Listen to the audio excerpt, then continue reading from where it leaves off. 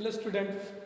तो आज हम जो थर्मोडायनेमिक्स टॉपिक है हमारा, तो थर्मोडायनेमिक्स टॉपिक में जैसे हमने फर्स्ट लेक्चर में इंट्रोडक्शन देखा था थर्मोडायनेमिक्स का, तो आज के टॉपिक में हम जो सिस्टम होता है, देखिए सबसे बेसिक पार्ट हमने देखी थी सिस्टम और सराउंडिंग। तो सिस्टम ऐसा पार्ट जो अंडर ऑब्जर्वेशन है उसको हमने बोला था सिस्टम, और एनीथिंग एक्सेप्ट सिस्टम मतलब सिस्टम छोड़ के बाकी जितना भी पार्ट है उसको हमने क्या बोला था, सराउंडिंग। तो अगर हम देखेंगे तो सिस्टम के तीन टाइप होते हैं। तो एक तो रहती है ओपन सिस्टम,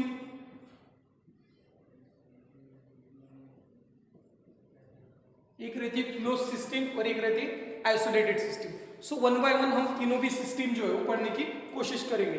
तो ओपन सिस्टम हम किसे बोलते हैं? In which both matter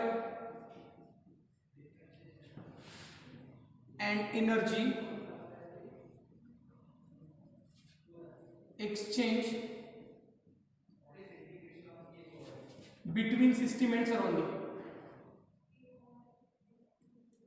between system and surrounding।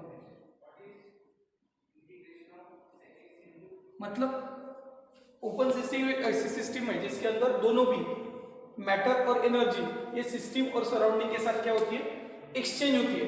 For example आप बोलेंगे कैसे? सपोज एक ओपन वेसल हमने लिया है और इस ओपन वेसल के अंदर कुछ हॉट लिक्विड भरा है, सपोज मैंने चाय भरी है इसके अंदर, ठीक है।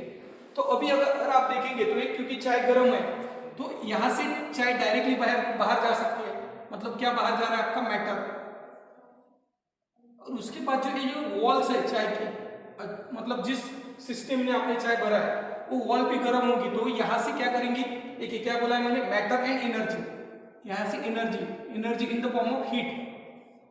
तो मैटर भी ट्रांसफर हो रहा है और एनर्जी भी ट्रांसफर हो रही है, और ये क्या होगी हमारे लिए ओपन सिस्टम हो गई, और ये बाहर का पार्ट क्या हो गया, सराउंडिंग। तो सिस्टम से सराउंडिंग में मैटर भी जा रहा है और एनर्जी भी जा रहा है, तो ऐसे सिस्टम को हम क्या बोलते हैं, ओपन सिस्टम, ठीक है। अभी इसी में मैं आपको एग्जांपल दे सकता हूं क्लोज सिस्टम का, ठीक है। सेकेंड जो सिस्टम रहती है हमारी वो क्या रहती है, क्लोज्ड सिस्टम।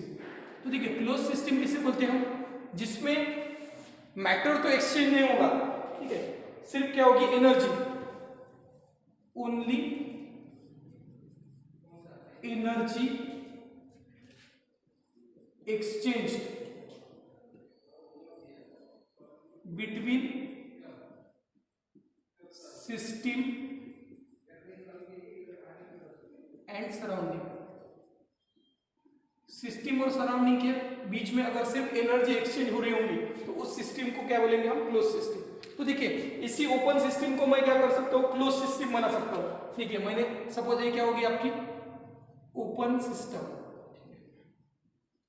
अभी क्या कर दिया मैंने, क्लोज सिस्टम के लिए क्या करता हूं, सपोज दूसरी एक वेसल ली और उसके ऊपर क्या कर दिया मैंने, उसको ऊपर से क्लोज कर दिया।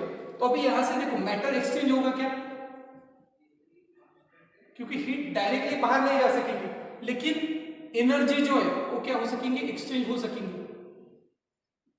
एनर्जी एक्सचेंज हो रही है लेकिन मैटर एक्सचेंज नहीं हो रहा है, तो ऐसे सिस्टम को क्या बोलते हैं हम, close system. Okay, are you understood? तो ओपन सिस्टम एक ऐसी सिस्टम है जिसमें मैटर और एनर्जी दोनों एक्सचेंज हो सिस्टम और सराउंडिंग के बीच में, उसे हम बोलते हैं ओपन सिस्टम। देखिए चाय का कप है, मतलब चाय के कप में आपने चाय भर के रखी तो थोड़ी देर क्या होती है, चाय ठंडी हो जाती है, मतलब कप अगर आपने ओपन भी रखा, ठीक है, तो जल्दी ठंडा होता है। वही अगर आप कप के ऊपर आपने ढक्कन रखा तो वो भी ठंडा होता है, लेकिन उसको थोड़ा टाइम लगता है। क्यों? क्योंकि देखिए कप के ऊपर ढक्कन रखा है आपने तो मैटर तो डायरेक्ट ट्रांसफर नहीं हो रहा, डायरेक्ट वेपर बाहर जा रही है क्या, नहीं, लेकिन जो वॉल्स है कप की उससे एनर्जी बाहर जाएंगे, मतलब थोड़ी देर बाद चाय क्या होगा, ठंडा हो ही जाएगा आपका। और तीसरी मोस्ट इंपॉर्टेंट सिस्टम है इसमें जिसका नाम है आइसोलेटेड सिस्टम, ठीक है। अभी आइसोलेटेड सिस्टम अगर हम देखिए थर्ड यहां पे लिखता हूं मैं, isolated system.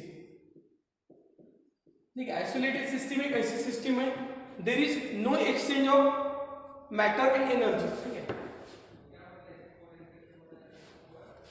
There is no exchange of matter and energy in the form of heat and energy.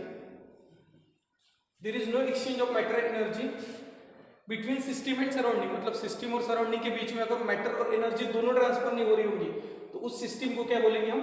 Isolated system. और इसका अगर एग्जांपल हम देखें तो देखिए एक कंटेनर हमारा क्लोज, और इस क्लोज कंटेनर के ऊपर क्या कर लिया हमने? वॉल लगा रखी है। तो एक वॉल क्या करती है? देखो अब इससे मैटर तो नहीं जा सकता क्योंकि ये क्लोज है, ये मैटर तो नहीं जा सकता, नो मैटर एक्सचेंज। और अभी तक क्या हो रहा था क्लोज सिस्टम में? देखो यहां से हीट जा रही थी एनर्जी के फॉर्म में, लेकिन अभी क्या हो रहा है? यहां से हीट बाहर तो निकल रही है, लेकिन ये जो बाउंड्री की जो वॉल लगाई है हमने वो क्या है? एडायबेटिक है, मतलब हीट को बाहर पास होने ही नहीं देती। तो इसके वजह से यहाँ पे जो एनर्जी है आपकी, एनर्जी एक्सचेंज नहीं होगी। तो ऐसे सिस्टम जिसमें ना तो मैटर एक्सचेंज हो ना तो एनर्जी एक्सचेंज हो सिस्टम और सराउंडिंग के बीच में, उसको बोलते हैं आइसोलेटेड। अगर इसका डे टू डे लाइफ का हम एग्जांपल दे तो थर्मस फ्लास्क। देखिए थर्मस फ्लास्क में अगर आप चाय रखते हैं तो ज्यादा देर के लिए ठंडा रहता है। एक्चुअली वो पूरा प्योरली तो आइसोलेटेड सिस्टम नहीं है थर्मस फ्लास्क, लेकिन आपके कंसिडरेशन के लिए हम ले सकते हैं क्योंकि थर्मस फ्लास्क में भी हम देखते हैं कि 3-4 घंटे के बाद तो चाय ठंडी हो ही जाती है। ठीक है, थर्मस फ्लास्क में क्या रहती है? एक अंदर एक वेसल रहती है और उसके ऊपर एक बाहर वेसल रहती है जो इतनी आसानी से हीट बाहर जाने नहीं देती, जिसकी वजह से वो चाय अगर ठंडा भी होगा उसके अंदर का तो उसको टाइम लगेगा।